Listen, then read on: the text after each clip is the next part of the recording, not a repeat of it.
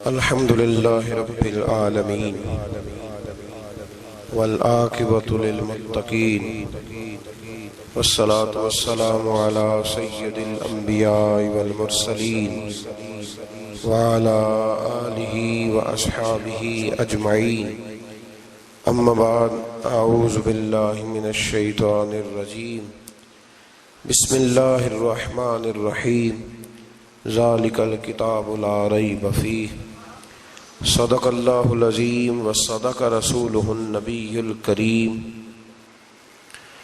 ان اللہ وملائکتہ یصلون علی النبی یا ایہا الذین آمنوا صلوا علیہ وسلموا تسلیما الصلاۃ والسلام علیک یا سیدی یا رسول اللہ وعلى آلك وأصحابك يا سيدي يا حبيب الله اللهم صل على سيدنا ومولانا محمد معدن الجود والکرم وآلہ وصحبہ وبارک وسلم۔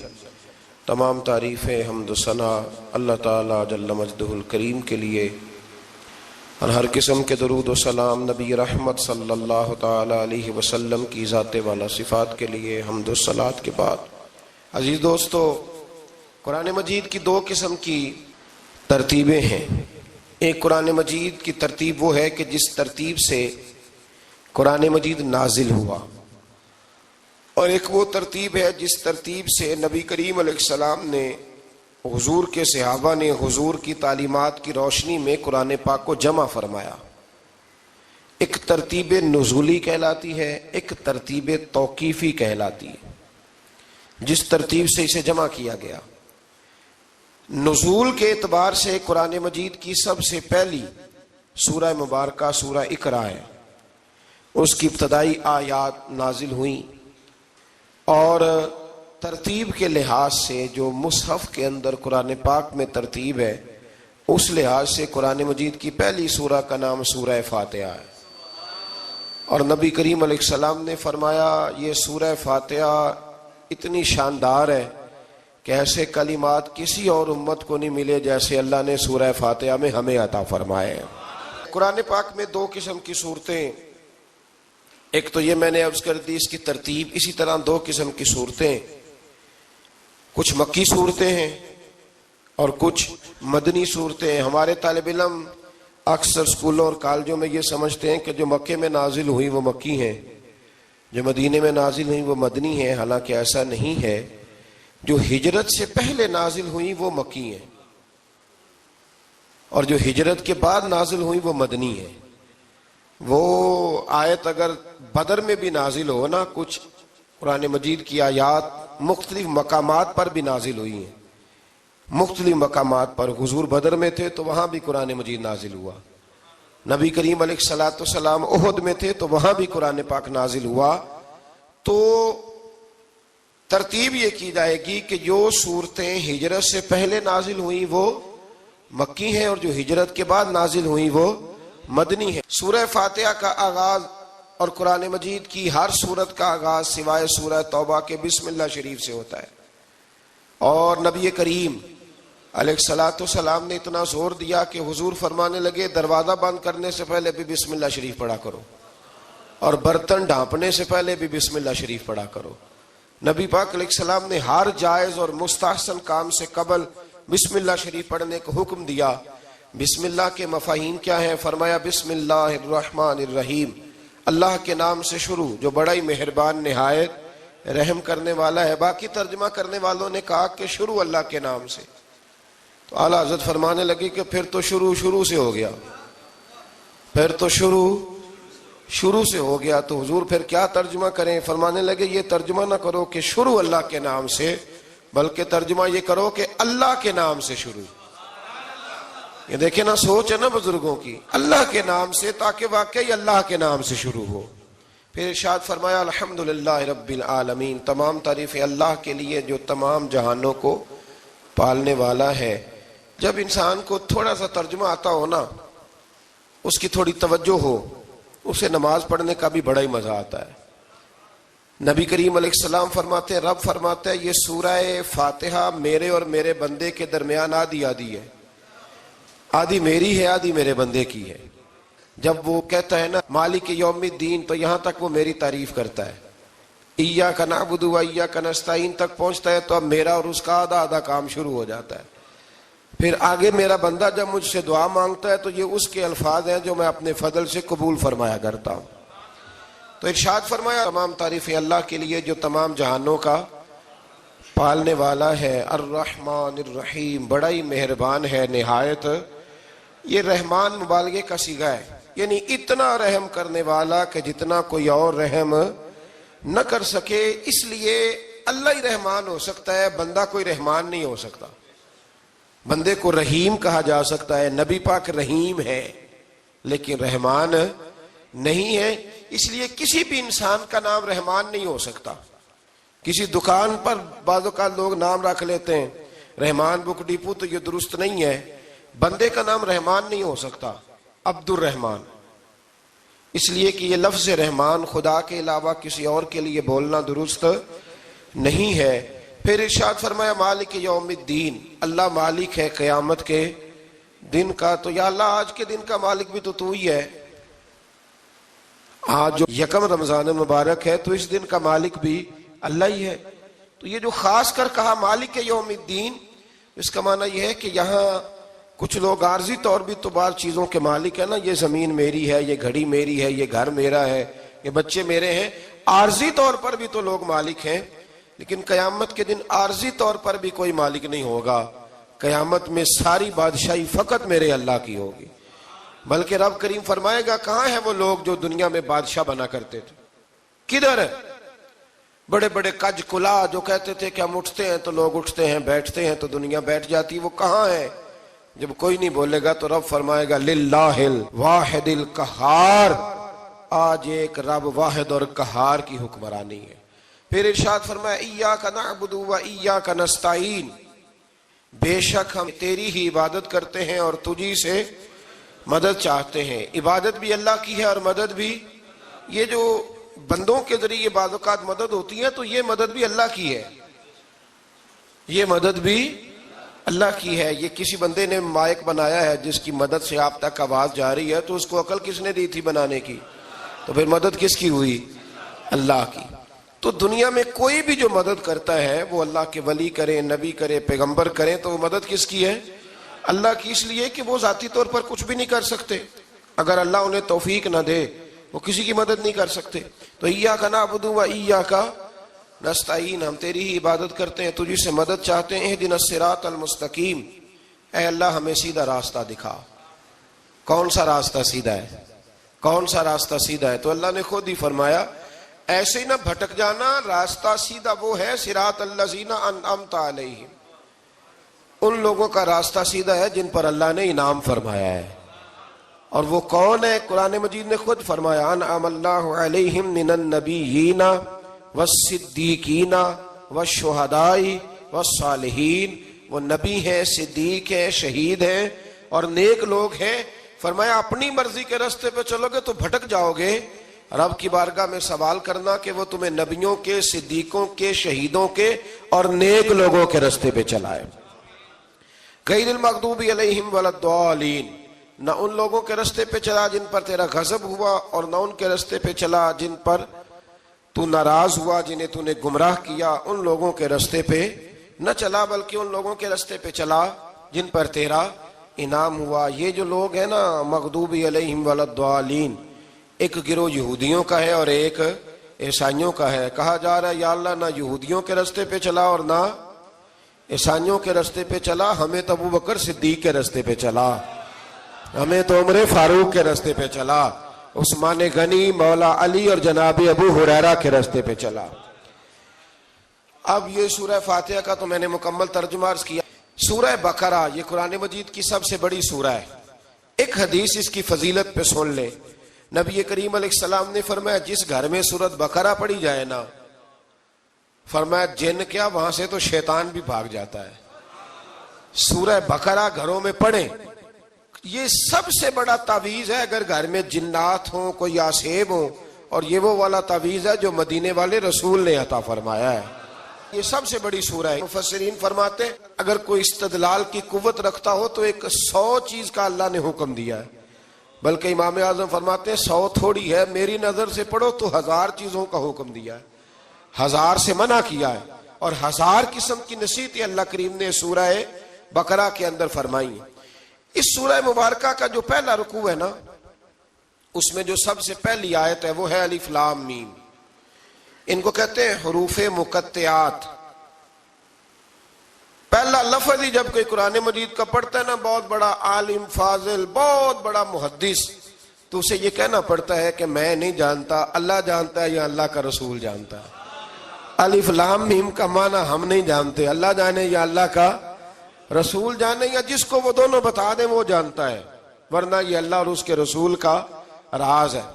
یہ آگے ارشاد فرمایا ذالک الکتاب لا ریب فیہ، یہ وہ عظیم کتاب ہے جس میں شک کی کوئی گنجائش نہیں ہے. ھدی للمتقین، یہ ہدایت ہے پرہیزگاروں کے لیے. سوال یہ ہوتا تھا کہ یا اللہ جو متقی پرہیزگار ہیں وہ تو پہلے ہی ہدایت پہ ہیں، تو قرآن بھی اگر انہیں ہدایت دے گا تو پھر جو گنہگار ہیں ان کی ہدایت کہاں ہے؟ تو اس آیہ مقدسہ کا معنی مفسرین نے یہ بیان فرمایا ہے کہ مطلب اس کا یہ ہے کہ قرآن ہدایت دیتا سب کو ہے، لیکن اس سے ہدایت حاصل متقی لوگ کرتے ہیں.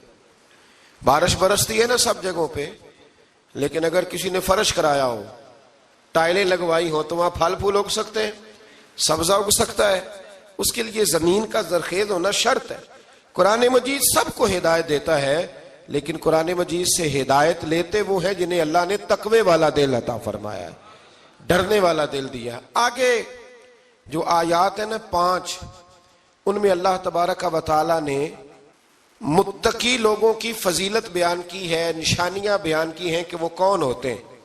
ان میں پہلا ارشاد فرمایا کہ متقی وہ ہوتا ہے جو غیب پہ ایمان لے آتا ہے، اس چکر میں نہیں پڑتا کہ آنکھوں سے دیکھوں گا تو مانوں گا. اور دوسرا فرمایا متقی وہ ہوتا ہے جو نماز قائم کرتا ہے اور اللہ کے دیے ہوئے رزق سے اللہ کے راستے میں خرچ کرتا ہے. اور تیسرا فرمایا متقی وہ ہوتے ہیں کہ محبوب جو قرآن ہم نے آپ پہ نازل کیا اس پر بھی ایمان لاتے ہیں، اور جو آپ سے پہلے نازل کیا گیا اس پر بھی ایمان لاتے ہیں، یعنی تورات کو، زبور کو، انجیل کو، اس کو بھی وہ مانتے ہیں. اور پھر اللہ کریم نے فرمایا اولئک علی ھدی من ربہم واولئک ھم المفلحون. یہ جو لوگ ہیں نا غیب پر ایمان لانے والے، نماز پڑھنے والے، زکوٰۃ دینے والے، پچھلی کتابوں کو بھی ماننے والے، نبیوں کو بھی ماننے والے، اور رسول پاک پر ایمان لانے والے، فرمایا یہ وہ لوگ ہیں جو اللہ کی طرف سے ہدایت پر ہیں، اور یہ وہ لوگ ہیں جو دنیا میں بھی کامیاب ہو جائیں گے اور آخرت میں بھی کامیاب ہو جائیں گے. پھر آگے نا اللہ تبارک و تعالی نے کفار کا ذکر فرمایا ہے 3 آیات کے اندر. مومن کے بعد دوسرا درجہ کس کا ہے ذکر میں؟ کافر کا. پہلے بات ہوئی 5 آیات میں مومنوں کی، اب 3 آیات میں ذکر کیا گیا پکے کافروں کا. مومن وہ ہوتا ہے زبان سے بھی اللہ اور اس کے رسول کو مانے، ان کی لائی ہوئی چیزوں کو مانے اور دل سے بھی تسلیم کرے.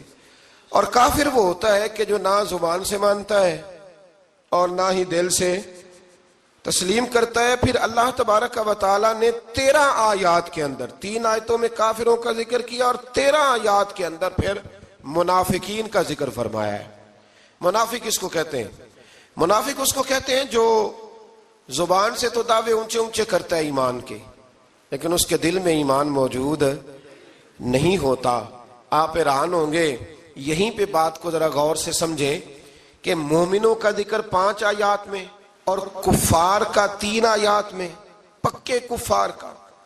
اور منافقین کے لیے اللہ نے اگلے ہی رکوع میں 13 آیات بیان فرمائی. 13. یہ خطرناک گروہ ہے منافقین کا، یہ خوفناک لوگ ہیں. یہ وہ چھپی ہوئی بیماری ہے کہ جس کو پکڑنا تھوڑا مشکل ہے. کچھ بیماریوں کو ڈاکٹر کہتے ہیں نا یہ خاموش قاتل ہے، قتل کر دیتی ہے پر پتہ نہیں لگنے دیتی. اسی طرح منافقین کا ٹولہ ہے. قرآن مجید کہتا ہے ان منافقین کے بارے میں وَمِنَ النَّاسِ مَن يَقُولُ آمَنَّا بِاللَّهِ وَبِالْيَوْمِ الْآخِرِ وَمَا هُمْ بِمُؤْمِنِينَ. اے محبوب کچھ لوگ کہتے ہیں ہم اللہ اور آخرت پر ایمان لائے، لیکن وہ ایمان لانے والے نہیں ہیں. تو جب رب کہتا ہے نہیں ہے، آج کسی کو کہہ دیا جائے نا کہ وہ بندہ جھوٹا کلمہ پڑھتا ہے، اس کی باتیں نہیں بتاتے، تو کہتے ہو آپ ایک کلمہ گو کو برا کہہ رہے ہیں. تو یہاں تو اللہ ان کے کلمے کا بھی اعلان فرما رہا ہے اور ان کے نفاق کا بھی اعلان 13 آیات میں. اور رب فرماتا ہے یخادعون اللہ والذین آمنوا وما یخدعون الا انفسهم وما یشعرون. فرمایا وہ اللہ کو دھوکہ دینا چاہتے ہیں مومنوں کو، حالانکہ نہیں دھوکہ دیتے مگر اپنی ہی جانوں کو، انہیں شعور ہی نہیں. اللہ تبارک و تعالیٰ نے 13 آیات کے اندر مکہ مکرمہ میں منافق کوئی نہیں تھا جب تک حضور نے ہجرت نہیں کی تھی. کیوں؟ اس لیے کہ وہاں جو کلمہ پڑھتا تھا اسے مار کھانی پڑتی تھی. تو کسی کو کیا مصیبت پڑی تھی؟ جھوٹا کلمہ پڑھ کے مار کھائے. مدینے میں جب اسلامی حکومت قائم ہو گئی نا تو کچھ لوگوں نے اسلامی حکومت سے فائدہ لینے کے لیے جھوٹے موٹے کلمے پڑھ لیے، اندر کفر رکھتے تھے، اوپر سے اظہار اسلام کرتے تھے. تو رب فرماتا ہے کہ ان کا یہ ایمان قابل قبول نہیں ہے. تو یا اللہ پھر کس کا ایمان قابل قبول ہے؟ تو اللہ کریم نے فرمایا وَإِذَا قِيلَ لَهُمْ آمِنُوا كَمَا آمَنَ النَّاسُ، جب ان سے کہا جاتا ہے نا اس طرح ایمان لاؤ جس طرح دوسرے لوگ لائے، یعنی ابو بکر صدیق کی طرح ایمان لاؤ، عمر فاروق کی طرح ایمان لاؤ، عثمان غنی کی طرح، مولا علی کی طرح، بلال حبشی کی طرح. تو کیا جواب دیتے ہیں؟ قالوا انؤمن كما آمن السفهاء، کیا اس طرح ایمان لائیں جس طرح یہ بیوقوف ایمان لائے؟ الا انہم هم السفهاء، اللہ فرماتا ہے خبردار بے شک وہی بیوقوف ہے، ولکن لا يعلمون، لیکن انہیں اس کا علم نہیں ہے. وہ کہا کرتے تھے کہ یہ تو بیوقوف ہے معاذ اللہ. ابو بکر صدیق نے سارا ہی مال دے دیا نبی پاک کو، عمر فاروق نے آدھا دے دیا، مولا علی نے سارا کچھ حضور کے نام کر دیا، عثمان جو کماتے محنت کے ساتھ وہ سارا وہاں جا کے پیش کر دیتے، تو بیوقوفی ہے. آج بھی کچھ لوگ کہتے ہیں کلمہ پڑھنا چاہیے سیدھا سیدھا. یہ کیا بات ہو گئی کہ اب بندہ مسیتڑ ہی ہو جائے؟ کاروبار بھی تو کرنا ہے نا، نماز روزہ بھی، تو بیوقوفی ہے. اللہ جواب دیتا ہے، فرمایا الا انہم هم السفہاء، خبردار بیوقوف تو تم ہو کہ میرے محبوب کی شریعت کا، دین کا، روحانیت کا سورج چمک رہا ہے اور تم نے فیض ہی کوئی نہیں حاصل کیا. تو میرے بھائیوں، صحابہ کا ایمان وہ ایمان ہے، اہل بیت نبوت کا وہ ایمان ہے کہ اللہ کو ایمان بھی وہ والا پسند ہے جو حضور کے غلاموں جیسا ایمان ہو. اللہ تبارک و تعالیٰ نے منافقین کا ذکر فرمایا تو پھر اللہ کریم نے فرمایا یہ تو وہ بیوقوف لوگ ہیں اس آدمی کی طرح جو آگ جب پوری جلا لیتا ہے نا، روشنی پھیل جاتی ہے تو پھر اللہ اس کا نور لے جاتا ہے. انہوں نے بھی چلاکیاں کر کے تھوڑا سا ماحول بنایا تھا تو اللہ نے ان کے سارے پردے کھول دیے. ان کے پاس کچھ باقی بچا، ان کے پردے کھول گئے. رسول کریم علیہ السلام کی بارگاہ میں نا ایک دن ان منافقین نے شرارت کر دی. منافقین نے شرارت کیا کی؟ جب حضور صلی اللہ علیہ وسلم نے فرمایا نا پوچھو جو پوچھنا ہے، تو امام راضی کہتے ہیں یہ پیچھے نمازیں پڑھتے تھے، یہ 313 تھے حضور کے پیچھے. اگر مدینے میں رہ کے منافق ہو سکتے ہیں تو باقی ملکوں میں بھی تو ہو ہی سکتے ہیں نا جی. حضور کے پیچھے نمازیں پڑھتے تھے تو ایک دن کہنے لگے جی یہ کہتے ہیں جو مرضی پوچھو تو ہم پیچھے نمازیں پڑھتے ہیں، ہمارا انہیں پتہ نہیں. جب یہ اعتراض کیا نا حضور کے علم پر، آپ سمجھ لیں کہ حضور کے علم پر اعتراض کرنا طریقہ کس کا ہے؟ طریقہ کس کا ہے حضور کے علم مبارک پر اعتراض کرنا؟ کہنے لگے پیچھے نمازیں پڑھتے انہیں پتہ ہی نہیں. جب یہ کہا تو اللہ کے رسول نے نا، جمعے والا دن تھا، حضور نے فرمایا میرے علم پر اعتراض کرتے ہو؟ 70 بندے نام لے کر اور ولدیتیں لے کر، بلکہ بہت سارے ایسے تھے جنہیں کنفرم ہو گیا کہ ولدیت اصل میں ہے کیا، انہیں طے ہو گیا. حضور کے بے ادب کے لیے یہ طے کرنا بھی مشکل ہوتا ہے نا. طے ہو گیا کہ ولدیت ہے کیا. 70 بندے نام لے کے حضور نے مسجد نبوی سے نکال دیے. فرمایا یا فلاں بن فلاں قم فخرج فإنک منافق، او فلاں کے بیٹے فلاں کھڑا ہو جا، نکل جا، تو منافق ہے. حضور نے 70 بندے نکال دیے. اب 70 بندے اکٹھے گلی میں نکلیں تو رش تو پڑ جاتا ہے نا. حضرت عمر فاروق لیٹ ہو گئے، جمعے میں آ رہے تھے. ان کو جاتے ہوئے دیکھا تو عمر فاروق فرمانے لگے جمعہ ہو گیا ہے. بھئی 70 بندے نکل آئے باہر، جمعہ ہو گیا ہے. تو ایک منافق کہنے لگا تھا کہ نہیں حضور نے نکال دیا. تو عبداللہ بن ابی سلول جو ان کا سربراہ تھا نا، وہ کہنے لگا چپ کر.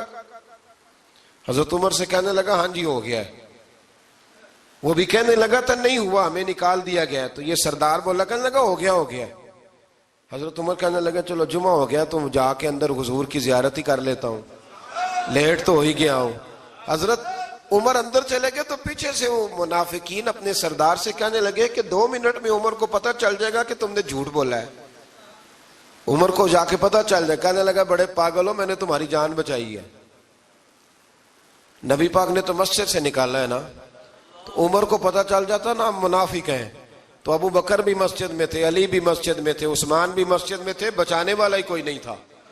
عمر نے تلوار لے کے تو دنیا سے نکال دینا تھا، تو میں نے جان بچائی ہے، آپ جائیں گے نا اندر تو حضور ٹھنڈا کر دیں گے، فرمائیں گے چلو میں نے نکال جو دیا ہے۔ تو یہ وہ منافقین کی جماعت ہے۔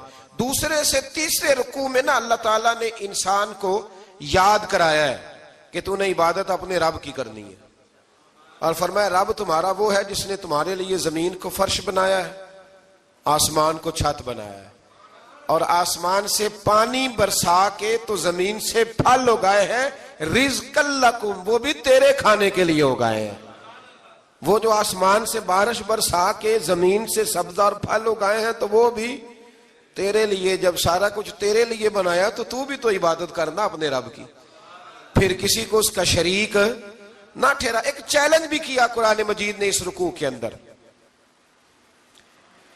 کہا کرتے تھے مکے کے لوگ کہ آپ قرآن مجید کی آیتیں نبی کریم علیہ السلام سے کہا کرتے تھے کہ معاذ اللہ آپ خود بناتے ہیں، بنا کے لاتے ہیں۔ تو اللہ کریم نے فرمایا وَإِن كُنتُمْ فِي رَيْبٍ مِّمَّا نَزَّلْنَا عَلَىٰ عَبْدِنَا فَأْتُوا بِسُورَةٍ مِّن مِّثْلِهِ، اگر تمہیں شک ہو نا اس میں جو ہم نے بندہ خاص پہ نازل کیا ہے تو تم بھی اس جیسی ایک صورت بنا کے لاؤ۔ پڑھے لکھے تو تم بھی ہو نا، مکے میں تم بھی رہتے ہو، تو ایک صورت بنا کے لاؤ۔ قرآن مجید ہم سے چھینا گیا ہے سازش کے تحت، اس لیے کہ جس قوم کو قرآن آ جاتا ہے نا پھر کوئی کافر اس کا مقابلہ نہیں کر سکتا۔ دیکھیں نا اگر کافروں کے پاس جواب ہوتا قرآن پاک کا تو بدر اور احد میں نا کوئی آیت بنا کے لاتے قرآن کے مقابلے کی، تلواریں لے کے نہ آتے، ان کے پاس جواب ہی نہیں تھا۔ اور قیامت تک کسی کافر کے پاس قرآن مجید کا کوئی جواب، قرآن کا کوئی جواب، قسم اللہ کی جواب کوئی نہیں، قرآن کا اس کا کوئی جواب نہیں۔ کیا بات ہے قرآن پاک کی۔ وہ ایک دفعہ مسلمہ کذاب بے ایمان کہنے لگا میں نے بنا لیا ہے قرآن پاک کا جواب، معاذ اللہ۔ جواب کیا بنایا؟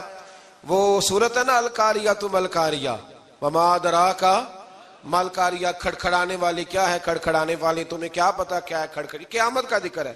کہنے لگا میں نے اس جیسی سورت بنا لیا، تو کیا بنایا؟ الفیل مل فیل وما ادراک ما الفیل، کہنے لگا ہاتھی، تمہیں کیا پتا کیا ہاتھی، تم کیا جانو کیا ہاتھی۔ تو پاس جو اس کے اپنے بیٹھے تھے نا چیلے، وہ کہنے لگے چپ کر جا، سارے زمانے کو پتا ہے ہاتھی کیا ہوتا ہے۔ تو پاگل ہے، اس کے 2 کان ہوتے ہیں، ایک سونڈ ہوتی ہے، 4 اس کے پیر ہوتے ہیں۔ بیوقوف آدمی قرآن کا مقابلہ کرنا ہے تو کچھ چج کے ساتھ کر، پاگلوں کی طرح مقابلہ کرے گا، جوتے کھائے گا بھی ہمیں بھی پڑھوائے گا۔ تو قرآن مجید کا کوئی مقابلہ کر سکا؟ تو اس آیہ مبارکہ میں اللہ نے کافروں کو یہ کہا اگر مقابلہ نہیں کر سکتے تو پھر اللہ سے ڈرو، ورنہ دوزخ میں ڈالے جاؤ گے، وہ جس کا ایندھن آدمی اور پتھر ہے، اور بنائی بھی کافروں کے لیے گئی ہے۔ اعدت للکافرین، جہنم کس کے لیے بنائی گئی ہے؟ کافروں اور منافقوں کے لیے۔ مسلمانوں کے لیے بنائی گئی، مسلمان مرضی سے چھلانگے لگائیں تو ان کی موج ہے، ورنہ ان کے لیے جہنم، ان کے لیے اللہ نے جنت بنائی ہے۔ اور یہ بات کرتے ہی رب کریم نے فرمایا اے محبوب علیہ السلام مومنوں کو خوشخبری دے دیں کہ اللہ نے ان کے لیے جنت بنائی ہے، اس میں باغات ہیں، انہیں رزق دیا جائے گا کھانے کے لیے، اور اس میں انہیں پاکیزہ بیویاں دی جائیں گی، اور پھر وہ اس میں ہمیشہ رہیں گے، انہیں اس سے نکالا نہیں جائے گا۔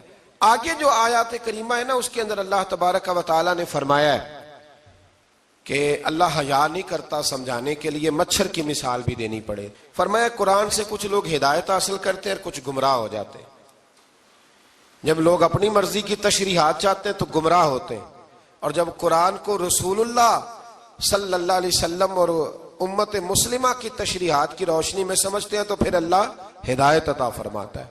پھر اللہ تبارک و تعالیٰ نے آگے ارشاد فرمایا حضرت آدم کی پیدائش کا واقعہ۔ کچھ مفسرین نے لکھا اللہ نے مشورہ کیا تھا فرشتوں سے، وَإِذْ قَالَ رَبُّكَ لِلْمَلَائِكَةِ إِنِّي جَاعِلٌ فِي الْأَرْضِ خَلِيفَةً لیکن کچھ مفسرین کہتے ہیں کہ اللہ کو ضرورت نہیں فرشتوں سے مشورہ کرنے کی.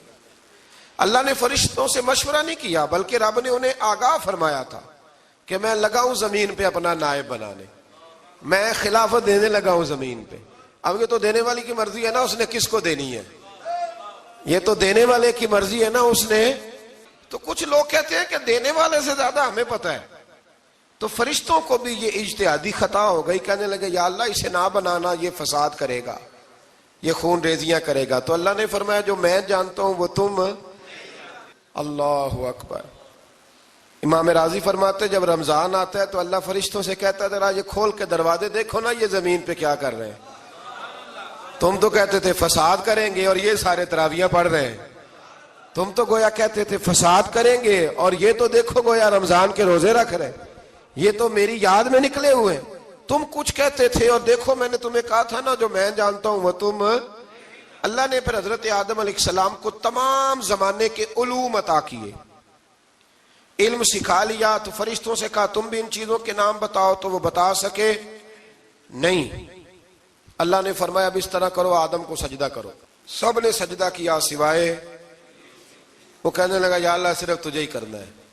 کرنا بھی صرف اللہ کو چاہیے، پر رب کے آگے بھی جھکنا چاہیے، اور جس کے سامنے رب جھکائے نا وہاں بھی.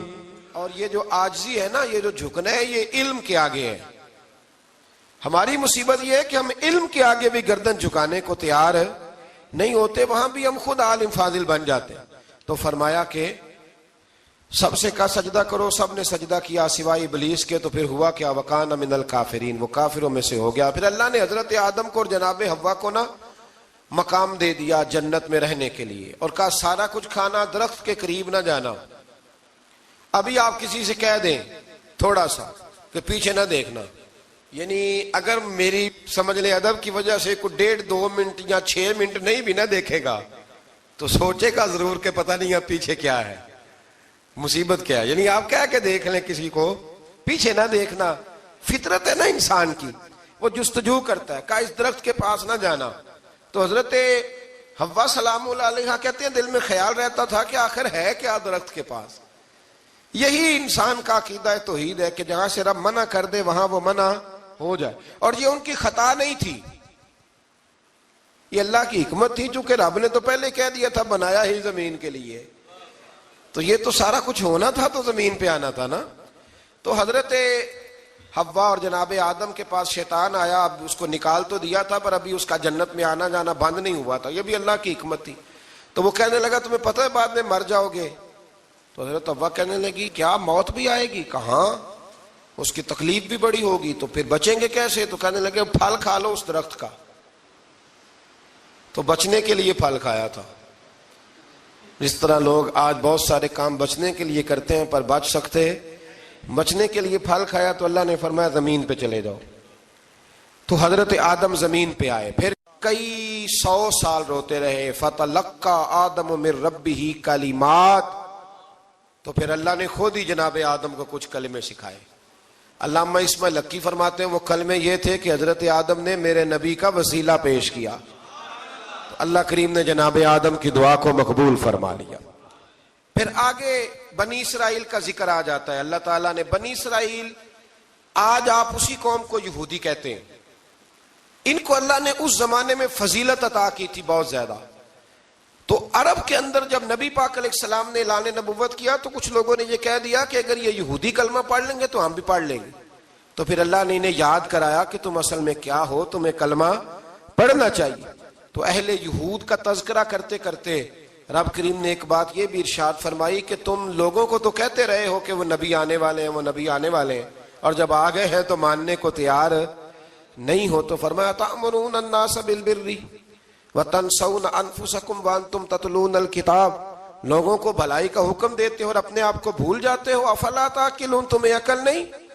پھر اللہ نے انہیں یہ بھی یاد کرایا کہ یاد کرو وہ زمانہ کہ جب فرعون نے خواب دیکھ لیا تھا کہ کوئی بچہ اس کی سلطنت کو تباہ کرے گا، تو پھر اس نے تمہارے بچوں کو ذبح کرانا شروع کیا اور تمہاری بیٹیوں کو چھوڑتا تھا. فرمایا یہ بھی تو تم نے دیکھا. میں نے تمہیں پھر تم سے کہا جہاد کرو قوم عمالقہ کے خلاف، تو مقام طیہ میں جا کے یہ لوگ کہنے لگے ہم سے جہاد نہیں ہوتا. اللہ نے انہیں ایک میدان میں قید کر دیا. بڑی دلچسپ بات.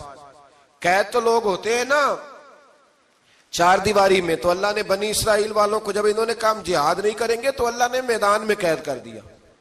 میدان میں. یہ یاد رکھیں, جب انسان اللہ کی نافرمانی کرتا ہے تو اسے ایسی قید ملتی ہے جس کا اس نے تصور بھی نہیں کیا ہوتا. ایک میدان ہے مقام طیہ, قید ہو گئے.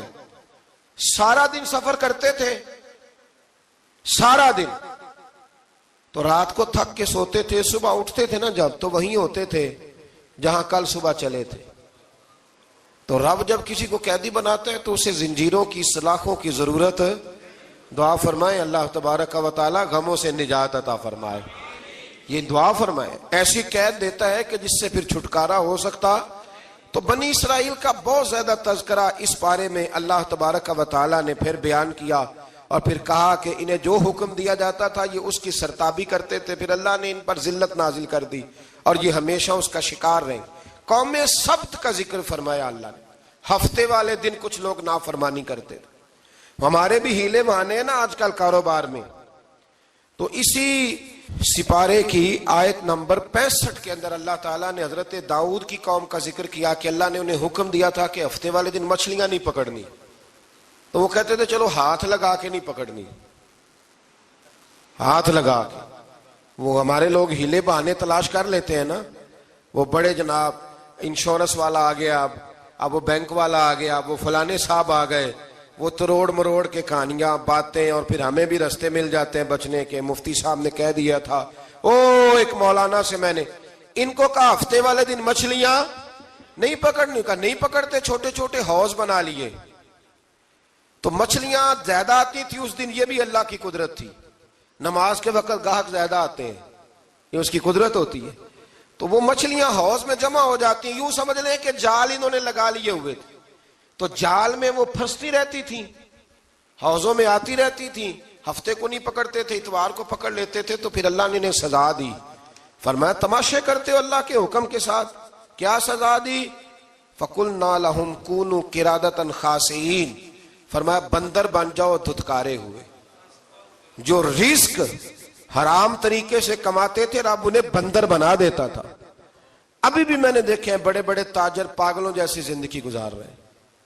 نفسیاتی طور پہ سکون نہیں ہے, کروڑوں روپیہ پڑا ہے. کیوں؟ اس لیے کہ رب کے بتائے ہوئے طریقے کے مطابق تجارت نہیں کرتے. آگے ایک اور دلچسپ بات آ گئی. بنی اسرائیل کے اندر نا ایک شخص نے اپنے چچا کو قتل کر دیا جائیداد کے لیے. یہ دیکھیں کب سے لوگ جائیداد کے لیے قتل کرتے آ رہے ہیں. چچا کو قتل کر دیا, اور قتل کر کے حضرت موسیٰ علیہ السلام کے پاس آئے کہ میرے چچا کو کسی نے قتل کر دیا ہے, تو بتائیں کیا کرنا ہے. تو آپ نے فرمایا کہ گائے ذبح کرو اور اس کا ایک ٹکڑا مقتول کو مارو, مرنے والے کو. وہ خود اٹھ کے بتا دے گا مجھے کس نے قتل کیا ہے. اب ارادہ نہیں تھا گائے ذبح کرنے کا تو بہانے کرنے لگے. ارادہ نہیں نہ ہوتا تو پھر کیا ہوتے ہیں, کہنے لگے گائے کس طرح کی ہو, بوڑھی ہو کہ بچی ہو, رنگ کیسا ہو, جوان ہو کہ چھوٹی ہو, حال میں ایک دفعہ چلنا سیکھ گئی ہو یا ابھی نہ سیکھی ہو. تو بتاتے گئے تو رب بھی شرطیں بیان کرتا گیا. گہرے زرد رنگ کی ہو, حال کے اندر اسے نہ چلایا گیا ہو, پانی نہ نکالا گیا ہو, نہ بچی ہو نہ جوان ہو, اس کے درمیان ہو. یہ ساری شرطیں کہاں پائی جاتی تھیں؟ حضرت موسیٰ علیہ السلام کی قوم کا ایک شخص تھا جو اللہ کا ولی تھا. وہ جب انتقال کرنے لگا نا, اللہ اکبر, دیکھو رب ولیوں کی اولادوں پر بھی کتنا فضل فرماتا ہے. وہ جب انتقال کرنے لگا تو ایک اس کے پاس چھوٹی سی بچیا تھی, گائے کی بچی. اس نے جنگل میں چھوڑ دی. کہنے لگا یا اللہ میں تیرے نام پہ چھوڑتا ہوں, میرا بچہ جوان ہو جائے تو اسے دے دینا, اور تو سرمایہ ہی کوئی نہیں. بچہ بڑا ہوا تو بچہ بھی بڑا نیک تھا, اپنی ماں کا بڑا فرما بردار تھا. اس کی ماں نے کہا بیٹا تیرے باپ نے ایک گائے چھوڑی تھی. تو بچہ جنگل میں گیا اور جا کے کہنے لگا اے اللہ میری گائے مجھ سے ملا دے. تو رب کریم نے وہ گائے واپس کر دی. وہ گائے گھر لے آیا. اب وہ کہنے لگا اماں بیچ دوں, تو اماں کہنے لگی بیٹا میرے پوچھے بغیر نہ بیچنا. کئی دفعہ گاہک لگے پر اس نے کہا جب تک میری اماں نہ کہے گی میں بیچوں گا. ادھر بنی اسرائیل والے شرطیں جتنی گائے کے بارے میں پوچھ چکے تھے وہ ساری اسی گائے میں پائی جاتی تھی. تو یہ ڈھونڈتے ڈھونڈتے وہاں پہنچ گئے. تو کہنے لگے گائے چاہیے، تو اس نے کہا بھی تمہاری مرضی سے نہیں، قیمت میری مرضی کی۔ ایک مفسر نے تو یہاں تک لکھا ہے کہ اس نے کہا گائے ذبح کر کے نا، تو جتنا گائے کے اندر گوشت ہوگا نا اتنا ہی کھال کے اندر تم مجھے مال بھر کے دو گے، اتنے ہی سکے بھر کے دو گے، اتنی اشرفیاں بھر کے دو گے تو پھر تمہیں گائے دوں گا۔ تو پھر یہ گائے انہیں ملی اور یہ گائے لے کر کے آئے۔ زیادہ سوالات نہ کرتے تو زیادہ الجھتے نہ۔ ہم بھی دین کے معاملے میں بڑے سوال جواب کرتے ہیں، اتنا سوال کریں جتنی اس کی ضرورت ہے۔ ان لوگوں نے سوالات زیادہ کیے تو پھر الجھ زیادہ گئے۔ تو میرے بھائی اس کا ذکر بھی اللہ تبارک و تعالیٰ نے پہلے پارے کے اندر بیان فرمایا۔ پھر اللہ کریم نے فرمایا کہ کچھ ایسے لوگ بھی ہیں یہودیوں میں سے جن کا دعویٰ ہو گیا ہے کہ ہم اللہ کے بڑے پیارے ہیں۔ فرمایا یہ صرف ان کے منہ کی باتیں ہیں، یہ تو قیامت میں پتہ چلے گا نا کہ اللہ کا پیار کس کے ساتھ زیادہ ہے۔ اور پھر یہ بھی یہودیوں نے دعویٰ کیا ہے، اسی پارے میں اللہ فرماتے ہیں کہ ان کا دعویٰ ہے کہ ہم اللہ کے بڑے پیارے ہیں، جنت میں ہم ہی جائیں گے۔ تو اللہ فرماتے ہیں پھر مرنے کی دعا تو کرو، جنت میں تو مر کے جانا ہے نا۔ لیکن رب فرماتے ہیں یہ کبھی مرنے کی دعا نہیں کریں گے، اس لیے کہ انہیں پتہ ہے کہ ہم نے آخرت کے لیے کیا بھیجا۔ لیکن جی پہلا حکم آ گیا یا ایھا الذین آمنوا کہہ کے، پہلی آیت قرآن پاک کی پہلے سپارے میں پہلی آیت جس میں اللہ نے کہا یا ایھا الذین آمنوا، تو پہلا حکم آمنوا کہہ کے آیت نمبر 104 میں جو اللہ نے حکم دیا ہے نا وہ نبی پاک کی تعظیم کا حکم ہے۔ پہلا حکم ہی اللہ نے حضور کی عزت اور ناموس کا ارشاد فرمایا۔ پہلا اس ترتیب کے لحاظ سے وہ ہوا یہ کہ جب نبی پاک کو بات ارشاد کرتے تو صحابہ کرام اٹھ کے عرض کرتے رائینا یا رسول اللہ، حضور سمجھ نہیں آئی ذرا رعایت کر دیں۔ تو یہودیوں کی عبرانی زبان کے اندر نہ ذرا کھینچ کے پڑھتے تھے رائینا، تو اس کا معنی بنتا تھا معاذ اللہ اے ہمارے چرواہے، بکریاں چرانے والے کو بھی وہ رائینا کہتے تھے۔ تو جب صحابہ یہ کہنے لگے تو اللہ نے منع ہی کر دیا، فرمایا میرے محبوب کے غلاموں اس لفظ کے پیچھے چھپ کے لوگ میرے نبی کی بے ادبی کر جاتے ہیں۔ تو جس لفظ کا کوئی ایک معنی بے ادبی والا بنتا ہو وہ لفظ بھی میرے نبی کے لیے نہ کہو، لفظ وہ والے کہو جس میں کوئی بے ادبی کا معنی نکلے نہ۔ یہاں لوگوں نے بڑے بڑے لفظ نہیں بول دیے، پھر کہتے میرا مطلب یہ تھا، میرا مطلب وہ تھا، تو تو نے وہ لفظ بولا کیوں جس کا کوئی غلط مطلب بھی نکل سکتا تھا۔ اللہ نے فرمایا یا ایھا الذین آمنوا لا تقولوا رائینا، اے ایمان والو رائینا کہو ہی نہ۔ تو یا اللہ کیا کہیں؟ فرمایا وقولوا انظرنا، تم کہو یا رسول اللہ ایک نظر فرمائیے۔ انداز دیکھیے، انظرنا ایک نظر۔ تو ہمارے بزرگ تو پہلے ہی بڑے پیار والوں نے کہہ دیا یا رسول اللہ انظر حالنا۔ کہتے کہاں سے لاتے ہو جملے؟ میں نے کہا اللہ کی کتاب سے۔ یا رسول اللہ انظر حالنا یا حبیب اللہ اسمع قالا، تو تم کہو انظرنا، محبوب نظر کرم کریں، واسمعوا، اور کیا ضرورت ہے دوبارہ پوچھنے کی؟ اللہ کہتا ہے پہلے ہی دھیان سے سنا کرو، پہلے ہی واسمعوا، پہلے ہی احتیاط سے سنو، وللکافرین عذاب علیم، اور کافروں کے لیے دردناک عذاب ہے۔ لے جی اسی پارے میں اللہ تبارک و تعالیٰ نے پھر اہل یہود کا ذکر کیا۔ تو یہود کہنے لگے کہ ہم حضرت ابراہیم کے ماننے والے ہیں، تو اللہ کریم نے وہ بھی ذکر کیا کہ میں نے تو ابراہیم کو آزمایا ہے، وَإِذِ ابْتَلَىٰ إِبْرَاهِيمَ رَبُّهُ بِكَلِمَاتٍ فَأَتَمَّهُنَّ، ہم نے ابراہیم کو کچھ چیزوں سے آزمایا ہے، وہ ہماری آزمائش پہ پورے اترے۔ قَالَ إِنِّي جَاعِلُكَ لِلنَّاسِ إِمَامًا، تو پھر ہم نے انہیں کہا کہ ہم آپ کو پوری دنیا کا امام بنائیں گے۔ وہ آزمائش کیا تھی؟ آگ میں جانا بھی آزمائش، بیٹے کا نہ ہونا بھی آزمائش، بیٹا ہوا تو پھر اسے وادی غیر ذی زرع میں چھوڑ کے آنا بھی آزمائش، بڑا ہوا تو پھر ذبح کرنا بھی آزمائش۔ فرمایا جہاں جہاں آزمایا ہے نا ابراہیم ہماری آزمائش میں پورے اترے۔ فرمایا تو مفت میں حضرت ابراہیم کی اولاد بنتے ہو اور ان کا نام لیتے اور ان کے ساتھ اپنا تعلق بناتے ہو، دیکھو تو صحیح وہ کتنی آزمائشوں سے گزرے۔ تو اس کا بھی اللہ نے اسی میں ذکر فرمایا۔ اور پھر وہ بات کرتے تھے حضرت یعقوب کی اور حضرت اسحاق کی، تو فرمایا وہ تو ہمارے اتنے خاص بندے تھے کہ وصال کے وقت بھی انہوں نے اپنی اولادوں کو نصیحت فرمائی تھی کہ اللہ کی توحید پہ قائم رہنا، اس کا ذکر بھی اللہ نے اسی پارے میں بیان فرمایا۔ اور جو حضرت ابراہیم اور جناب اسماعیل نے کعبہ تعمیر کیا تو اس کا ذکر بھی اللہ تعالیٰ نے اسی پارے میں فرمایا جب وہ کعبہ بنا رہے تھے تو کہہ رہے تھے ربنا تقبل منا، کہہ رہے تھے اے اللہ بنا ہم نے دیا ہے پر مہربانی فرما ہم سے قبول فرما لے۔ تو جو آیہ کریمہ آخر میں عرض کرنا چاہتا ہوں اس پر بھی تھوڑی توجہ فرمائیں گے تو بات بڑی نکھر کے باہر آئے گی۔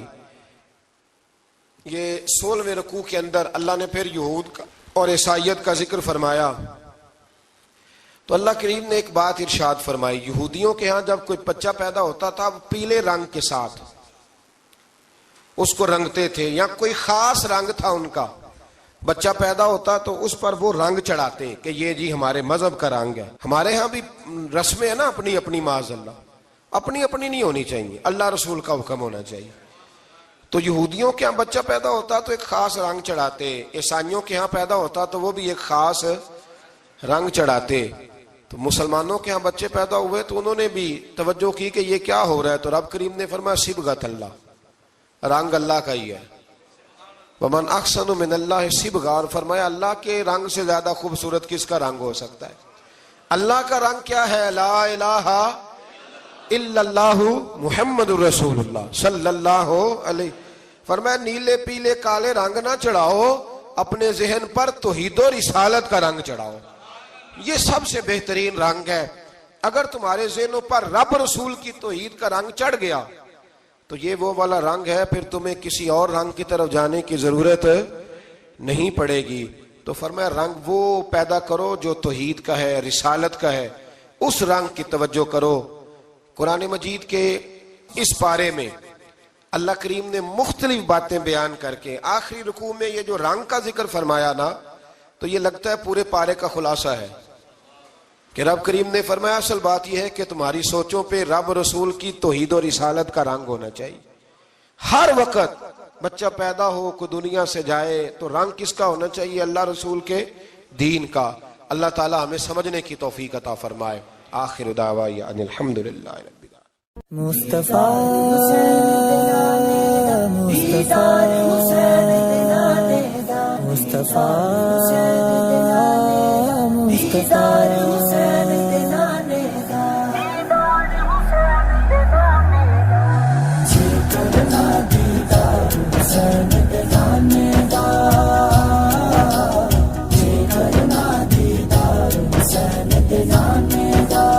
ہو جائے عاشق یار حسین دے نانے دا،